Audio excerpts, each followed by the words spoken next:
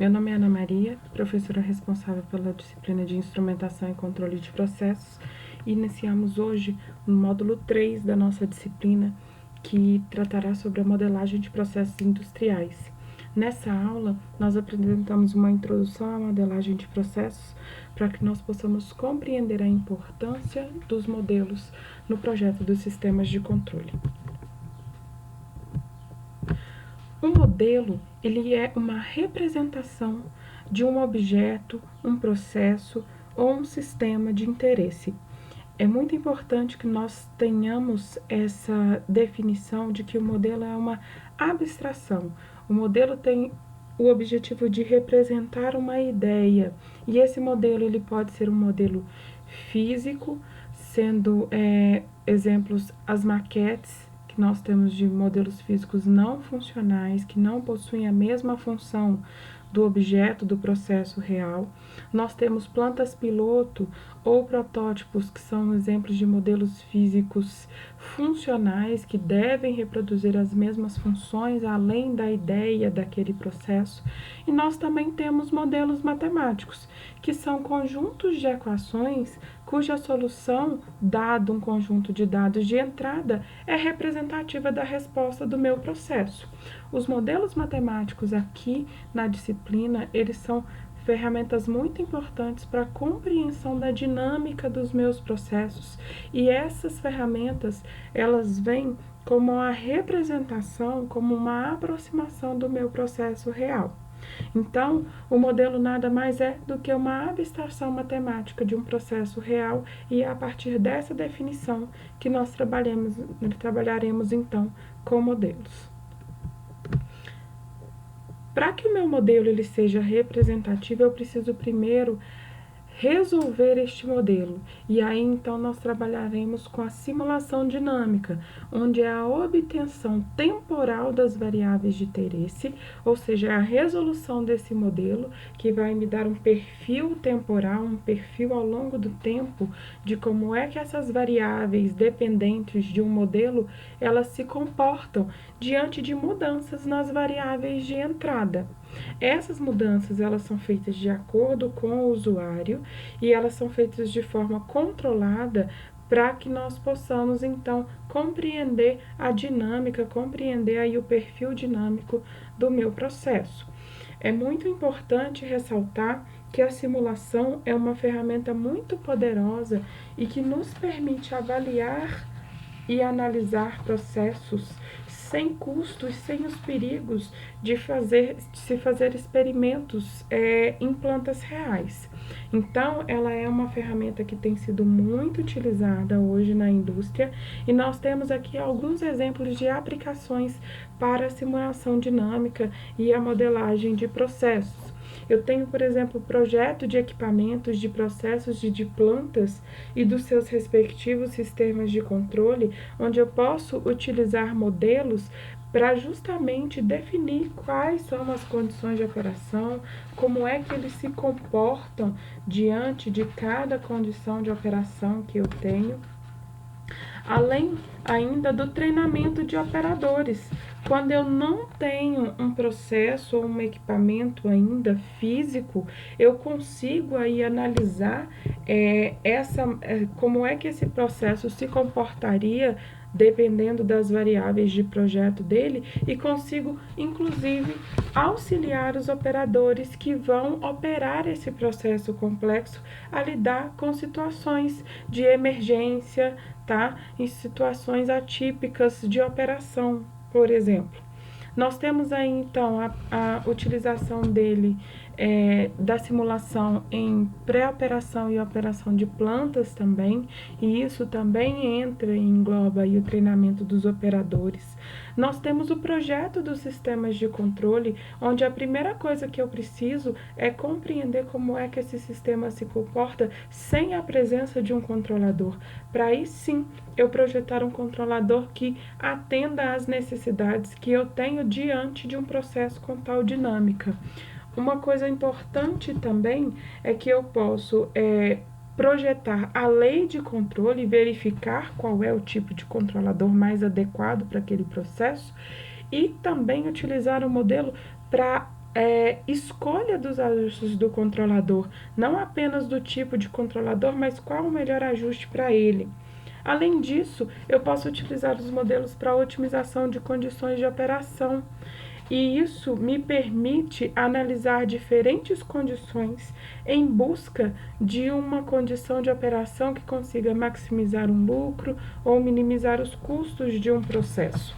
Os modelos, eles são, então, relações matemáticas que me permitem definir os estados do meu processo, que nós chamaremos aqui de variáveis x, diante de entradas e perturbações. Então, os modelos, eles me permitem verificar relações de causa e efeito entre estados, que são variáveis dependentes, e entradas e perturbações, que são variáveis independentes do meu modelo. Essas relações, elas são definidas a partir de equações matemáticas, e essas equações matemáticas, elas podem vir de sistemas de conservação, conceitos de conservação para sistemas, conceitos que envolvem cada um dos processos e das áreas particulares de cada um dos cursos que nós trabalhamos aqui. Nós veremos mais à frente quais são esses conceitos, de onde são derivados esses conceitos para resolução e para elaboração de modelos matemáticos. Os princípios gerais da modelagem. Nós precisamos primeiro compreender que modelos são aproximações de processos reais. E aí eu trago esse provérbio: todos os modelos são errados, mas alguns são úteis, para que nós compreendamos que todos os modelos possuem erros. O que difere um modelo de outro é se o erro que aquele modelo possui, ele é um erro aceitável para o objetivo e uso final que eu tenho para aquele modelo. Então, o meu modelo, ele pode ter um erro, ele tem uma precisão definida, mas ele pode ser útil a depender do objetivo que eu tenho para ele. A modelagem, ela é um processo extremamente complexo que envolve precisão, tá? E complexidade de compreensão do sistema físico, das equações químicas e de todas as leis que norteiam aquele processo, e também tem um outro lado de custo e esforço, tá? Então, esse procedimento é um procedimento muito complexo que nós não trabalharemos na disciplina. Nós não temos aqui o objetivo de desenvolver um modelo, nós trabalharemos com modelos já prontos da literatura para que nós possamos compreender como utilizar modelos para projetos de sistemas de controle. Mas é preciso que nós compreendamos como eles são feitos e de onde é que se parte para a execução de um modelo de um processo. A modelagem, então, ela é tão complexa que ela vai gravitar entre ciência e arte, porque eu preciso de muita criatividade, além de conhecimento técnico, para desenvolver o modelo, porque eu preciso conceber hipóteses simplificadoras. Não adianta eu ter um modelo tão complexo quanto a minha planta real. Eu preciso de modelos que sejam mais simples de serem resolvidos, mas que tenham também erros aceitáveis. Então, eu trazer hipóteses simplificadoras para que esses modelos eles se tornem menos complexos é extremamente importante para que eu consiga resolver esses modelos. Uma hipótese que a gente utiliza bastante, principalmente na engenharia química, é a hipótese de mistura perfeita, que ela é muito utilizada na engenharia química, mas não é exclusiva da engenharia química. Essa hipótese, ela me informa que um sistema, ele é tão homogêneo, tão perfeitamente misturado, que as propriedades dentro desse sistema, elas são homogêneas. Isso significa que eu não tenho variações com a posição dentro desses sistemas. Eu vou trazer um exemplo para vocês, para que vocês verifiquem que as hipóteses, elas são importantes, mas elas precisam ser adequadas para cada sistema em particular. Eu não posso fazer hipóteses generalistas para sistemas, tá? É preciso analisar se aquela hipótese cabe naquele sistema. Essa hipótese de mistura perfeita, por exemplo, para nós da engenharia química, ela funciona muito bem para um reator CSTR, que nada mais é do que um tanque que eu tenho uma agitação que proporciona uma mistura perfeita dentro desse tanque, uma mistura homogênea dentro desse tanque, para que eu não tenha gradientes de concentração dentro desse tanque. O meu reator PFR, que é um reator tubular, ele já não me permite que faça esse tipo de hipótese, porque o reator PFR ele tem justamente como princípio de funcionamento gradientes de concentração diferentes dentro do reator. Isso é o que torna esse tipo de reator um reator PFR. O mesmo vale para, por exemplo, trocadores de calor casco-tubo. Quando eu tenho um trocador de calor casco-tubo, me parece muito errada a ideia de adotar a hipótese de que um trocador não tenha gradientes de temperatura dentro dele, ou seja, que a temperatura não varie dentro dele com a posição. Porém, alguns trabalhos na literatura já verificaram que se eu tenho um trocador com um comprimento muito pequeno, com dimensões pequenas, esse trocador pode sim ser modelado com a hipótese de mistura perfeita, pensando que praticamente toda a troca térmica é feita no início do trocador e posteriormente eu praticamente não tenho troca térmica. Então, essa hipótese de mistura perfeita, ela precisa ser muito bem analisada, assim como qualquer outra hipótese simplificadora. É preciso compreender a física por trás daquele fenômeno para criar essas hipóteses e para verificar se elas são adequadas. Então, é extremamente importante aliar tanto a ciência quanto a criatividade na hora do desenvolvimento de um modelo. Os modelos dinâmicos, eles são compostos de EDOs, caso eu tenha modelos que não variam com a posição, apenas com o tempo, ou de EDPs, quando eu tenho modelos que variam tanto com a posição quanto com o tempo, juntamente com equações algébricas, e a resolução desses modelos me permite, então, avaliar o comportamento dinâmico de um sistema. É importante também que nós saibamos selecionar técnicas adequadas para a resolução desse conjunto de equações. E isso nós vamos precisar compreender como são essas equações, de que tipo são essas equações, para selecionar o melhor método para a resolução das mesmas. Embora nós não iremos desenvolver modelos na disciplina, é muito importante que nós compreendamos esse processo, essa abordagem sistemática para o desenvolvimento de um modelo. Então, a primeira coisa que eu preciso fazer é ter em mente o objetivo e o uso final do modelo. São esses dois parâmetros que vão definir se o modelo é ou não adequado, se ele tem ou não o nível de detalhes adequados e a precisão que eu preciso para esse modelo.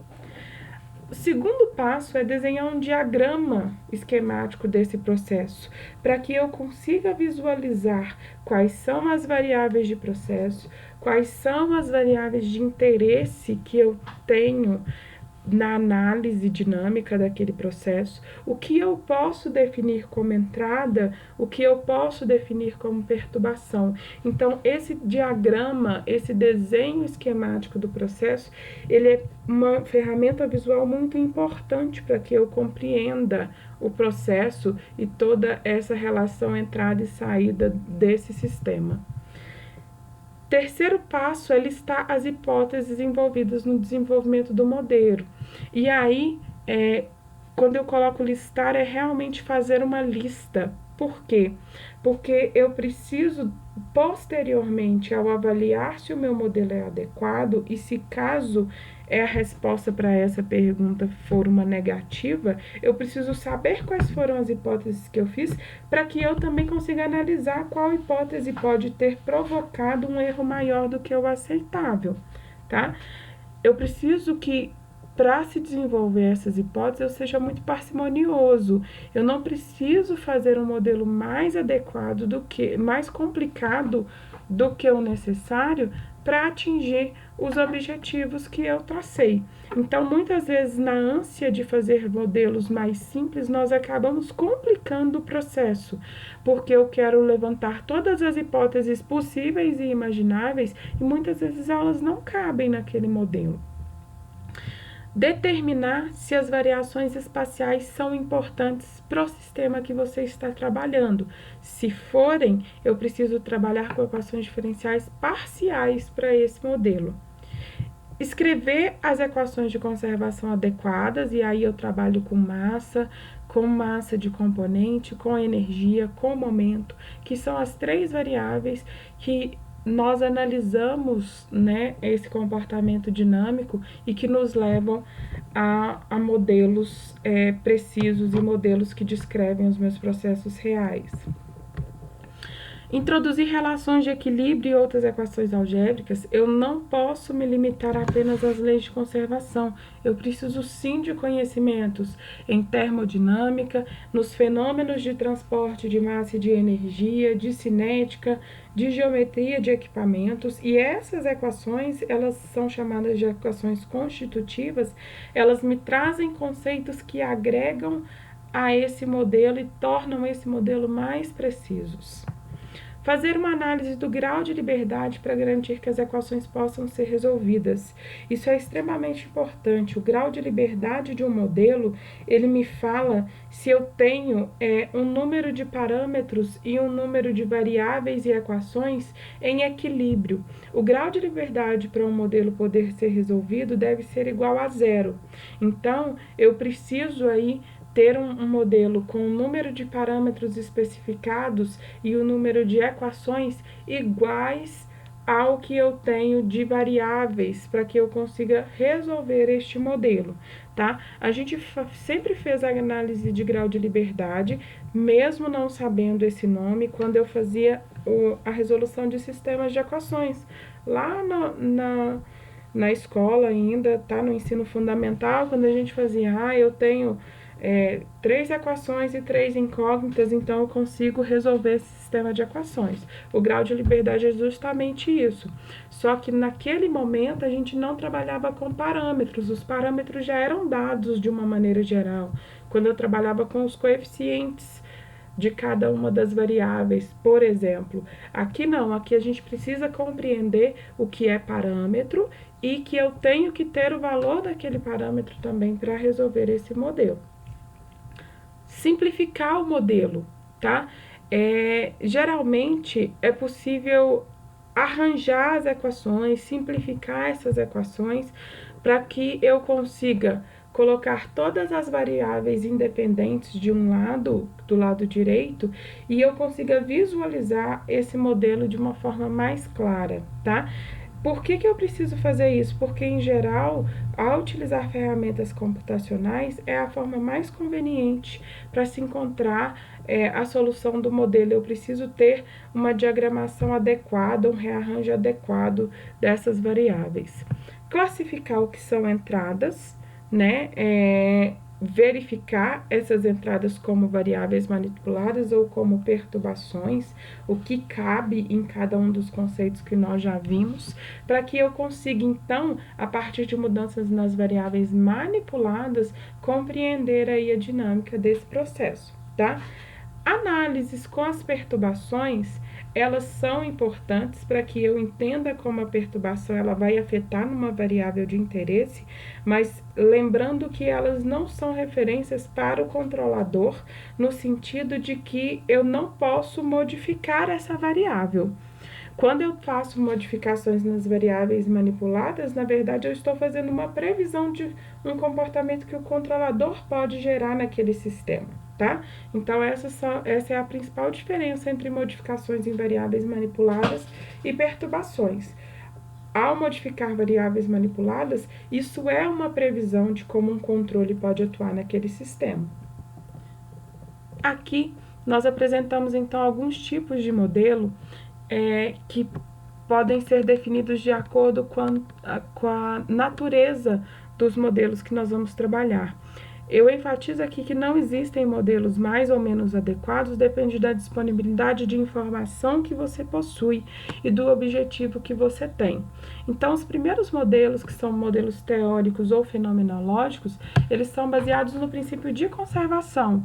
E esse princípio de conservação ele pode ser aplicado tanto para massa, quanto para energia, quanto para a quantidade de movimento. Nós trabalharemos na disciplina, no projeto da disciplina, com modelos teóricos, tá? Onde eu tenho aqui que uma variável, uma quantidade da variável x no instante t mais delta t, menos a variável, mesma variável no instante t, ou seja, eu estou observando essa variável durante delta t instantes de tempo, e eu quero saber como é que isso está variando nesse intervalo, tá? Como é que eu sei que isso está variando?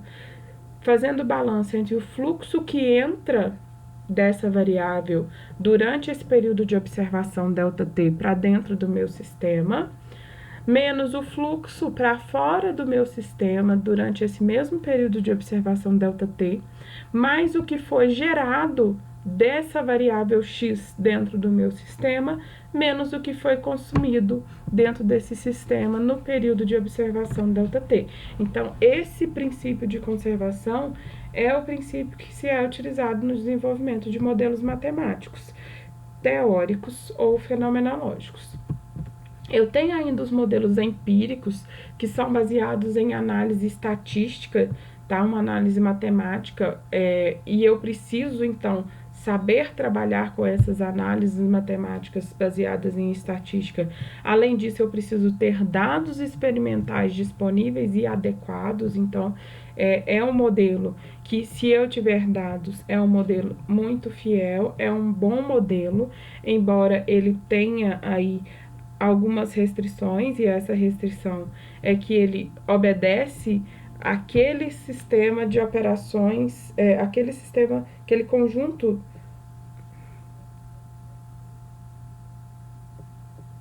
Eu tenho aí ainda os modelos empíricos, né, que são modelos baseados em dados experimentais, e eu preciso, para desenvolver esses modelos, além dos dados, num conjunto de dados adequados, uma análise matemática baseada em estatística feita de forma adequada, tá? Esses modelos, eles têm algumas variações, que é o que eu chamo de modelo caixa preta, onde eu desconheço um grande número de parâmetros, mas que o meu objetivo, ele é justamente estabelecer uma relação entrada e saída, sem me preocupar muito com a física daquele sistema. São modelos que às vezes são muito mais simples do que os fenomenológicos, que envolvem muitos conceitos, né, das leis físicas e químicas que estão em torno ali daquele processo, mas em contrapartida eu também tenho uma desvantagem muito grande, porque eu não posso extrapolar esse modelo. Esse modelo ele é restrito àquelas condições de operação, tá? Modelos assim, nós utilizamos muito, por exemplo, na química, quando trabalhamos com experimentos laboratoriais e fazemos a regressão, né, em softwares matemáticos aí disponíveis, e encontramos o R² para verificar se essa regressão está adequada. Eu posso trabalhar com regressões lineares ou não lineares, dependendo do comportamento do meu modelo, mas são modelos muito comuns e muito utilizados por vocês aí durante a graduação. Eles são adequados para aquelas condições de operação, mas que eu não consigo também extrapolar esse modelo além daquelas condições. Ele não é um modelo genérico, ele não é um modelo abrangente. Essa regressão, ela é feita com a resolução de um problema de otimização, onde a função objetivo é o ajuste ali dos dados, é minimizar o somatório dos erros, tá? Esses erros são os desvios entre os dados do processo e as predições do modelo, e um tipo de modelo que tem se tornado muito comum são os modelos como redes neurais, tá? Eles têm sido muito utilizados e são modelos baseados em regressão. Eu tenho ainda os semi-empíricos, que podem ser combinações dos dois métodos, tá? anteriores, tanto os modelos teóricos quanto os empíricos. Então, eu tenho modelos aí que tem o que a gente chama de modelos caixa cinza e que tem esse compromisso entre as duas abordagens que foram apresentadas. É uma estrutura mais simples, tá? Mas que eu também tenho parâmetros a serem estimados aí, e eu posso estimar isso a partir de regressão não linear. Ele é uma boa versatilidade, ele possui uma boa versatilidade, e aí ele pode ser extrapolado, diferente de um modelo caixa preta, tá? E pode ser usado também em aplicações em tempo real. Nós temos aí, então, agora com essa nova revolução industrial, né, a indústria 4.0, tem se trabalhado muito com a parte de reconciliação de dados. Nós temos um volume de dados muito grande disponíveis que permitem que se faça modelos muito precisos de processos industriais. Alguns conceitos aplicados à modelagem de processos. Nós trabalharemos aqui, não quer dizer que o tipo de sistema apresentado esteja especificamente na engenharia que tem nome similar, tá? Eu trouxe 4 tipos de sistemas para a gente compreender de onde que vem o equacionamento desses sistemas. Obviamente, é mais comum a engenharia mecânica possuir sistemas mecânicos, mas não é uma exclusividade da engenharia mecânica. Assim como nós temos sistemas térmicos, nós temos a parte de processos químicos, tá? Então, nós vamos trabalhar e vamos verificar de onde vêm os conceitos que envolvem sistemas de cada um desses tipos. Os nossos primeiros sistemas, então, como eu já disse, são sistemas mecânicos, tá? Sistemas mecânicos são sistemas que, em geral, são compostos por massas, molas, amortecedores e transmissores, tá? E são sistemas que, de uma maneira geral, o que me interessa são os 2 tipos distintos de movimento. O translacional, onde eu estou e preciso de uma descrição sobre força, né? A variável de interesse nesse caso é a força, e um rotacional, onde a minha variável de interesse é o torque. Para sistemas mecânicos, o equacionamento, de uma maneira geral, ele é baseado nas leis de Newton, a primeira, a segunda e a terceira lei de Newton, onde eu vou trabalhar com o repouso ou movimento, né, com a resultante das forças que agem no corpo e com a lei de ação e reação aí no meu sistema, tá bom? Aqui só para a gente compreender, né, como é que isso vai ser caracterizado em cada uma dos meus sistemas aí, como é que eu vou trabalhar com esses equacionamentos. Quando eu falo de massa, ou trabalhando aí com inércia, o principal conceito que a gente tem por trás disso é a armazenagem de energia cinética ou potencial gravitacional. Sem massa, eu não tenho essa armazenagem. E eu preciso verificar, então, se essa variação de energia cinética potencial para o meu sistema ela é importante, tá? É uma propriedade do material que causa uma resistência à aceleração, à massa, tá? E eu preciso de uma força para movê-la, que nada mais é do que a aplicação da segunda lei, tá? Então, quando eu aplico isso, eu chego numa equação que ela vai descrever aí o deslocamento do meu sistema, do meu corpo ao longo do tempo, com base nessa força e na massa que esse corpo tem. Quando eu tenho uma mola, a mola está muito relacionada à armazenagem de energia potencial elástica, tá? A mola, ela representa no sistema um componente que resiste à aplicação de uma força, e essa resistência, ela é proporcional à elongação dessa mola, tá?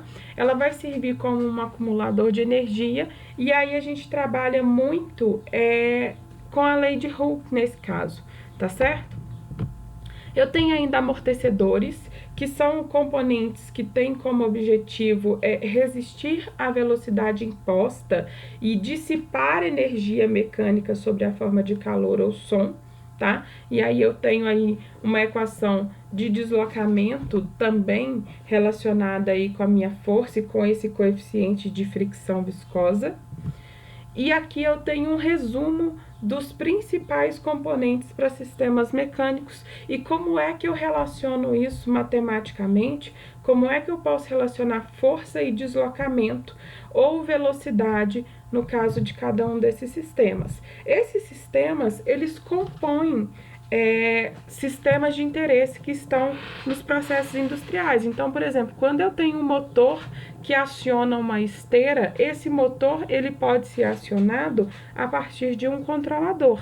Eu preciso conhecer, então, o que compõe, qual é o componente desse motor, o que compõe esse acionamento, para que eu consiga fazer um controlador adequado para o meu sistema, certo? Eu tenho ainda os sistemas elétricos, e aí eu não vou me aprofundar muito nesses sistemas, porque não serão discutidos aqui, não é o foco do nosso curso, e isso foi definido pelo perfil dos cursos que cursam essa disciplina, tá? Mas é importante que nós saibamos que existem conceitos também de sistemas, de leis fundamentais que governam sistemas elétricos que podem ser utilizadas em modelagem. São, então, as leis de Kirchhoff e a lei de Ohm, tá? E os sistemas elétricos, em geral, são sistemas que apresentam os seguintes componentes: o resistor, né, que opõe a resistência à passagem de corrente elétrica pelos terminais, um capacitor que acumula, a função dele é acumular elétrons, né, entre as suas placas, e um indutor que acumula tensão entre os seus terminais em forma de campo eletromagnético. Nós não aprofundaremos nesses conceitos, mas caso seja necessário, são esses os elementos que compõem o modelo de um sistema elétrico e são esses os conceitos que eu preciso compreender para desenvolver um modelo desse tipo de sistema. Eu tenho ainda os sistemas fluídicos e talvez esses sejam os sistemas mais comuns às três engenharias que nós trabalhamos aqui, onde eu estou trabalhando com fluidos, e aí fluidos eu tenho gases, né, e líquidos. Nós temos aí os fluidos como componente principal de um equipamento, como o material que está sendo processado naquele equipamento, mas eu também tenho esses fluidos como componentes utilizados para transmissão de sinal no sistema de controle, tá? Então, em geral, são componentes muito versáteis para a transmissão de sinal ou a transmissão de força na indústria de uma maneira geral, e eu preciso ter aí muito claro a diferença entre gases e líquidos, que está principalmente na compressibilidade dos dois e na superfície livre que eu tenho desses dois fluidos aí. Quando eu falo de sistemas hidráulicos, tá? Os sistemas hidráulicos são muito utilizados em processos de controle e os sistemas pneumáticos são mais utilizados na automação de maquinaria de produção e em controladores automáticos.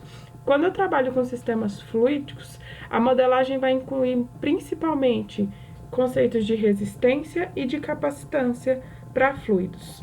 Eu preciso compreender o fluxo desses fluidos, né? Se eu estou trabalhando com fluxo laminar ou fluxos turbulentos aí, tá? E aí eu preciso compreender porque eu chego em conjunto de equações diferentes para esses sistemas. Onde eu tenho fluxo laminar, de uma maneira geral, os modelos são equações diferenciais lineares, mas quando eu estou falando de fluidos turbulentos, as equações elas são diferenciais não lineares. E para a resolução dessas equações, uma alternativa é a linearização utilizando regiões de operação limitada. Essa é uma estratégia que tem sido muito aplicada para que eu consiga trabalhar com esse tipo de sistema. Então, nós temos aí técnicas como de elementos finitos, tá? Volumes finitos, que são muito utilizados para sistemas fluídicos, para a resolução deste tipo de modelo. E, por fim, também muito comum para as três engenharias, os sistemas térmicos, onde eu tenho como princípio básico a transferência de calor de uma substância para outra. Essa modelagem ela vai incluir conceitos também de resistência e capacitância, tá? Onde eu não tenho uma grande precisão, já que eu muitas vezes tenho características distribuídas, tá? Ou seja, eu tenho características que variam com a posição dentro desse sistema. A gente sabe que eu tenho uma viscosidade que é função de temperatura, então se eu tenho um gradiente de temperatura, muito provavelmente as propriedades físicas desse sistema também vão modificar com a posição e não apenas com o tempo, tá? Mas é uma maneira de se trabalhar com esse tipo de sistema. Nós podemos aproximar ele por modelos concentrados, onde a capacitância térmica e a resistência térmica são desprezíveis, e aí esse tipo de hipótese precisa ser muito bem avaliada, como eu já informei, porque nós precisamos verificar se isso cabe para aquele sistema ou não. E o fluxo de calor, eu preciso definir se ele é feito a partir da condução, convecção ou radiação. De uma maneira geral, são esses os conceitos que envolvem aí os sistemas térmicos que são modelados para os meus processos. Alguns exemplos de sistemas que podem ser estudados a partir de modelos e que nós trabalharemos na disciplina: os reatores CSTR, os motores elétricos, trocadores de calor, fermentadores, geradores fotovoltaicos, sistemas de ignição de veículos, evaporadores, os tanques de armazenamento, de mistura, de acidulação, entre outros exemplos aí que nós podemos citar em cada uma das engenharias. Nós finalizamos aqui essa primeira aula. Obrigada e bons estudos!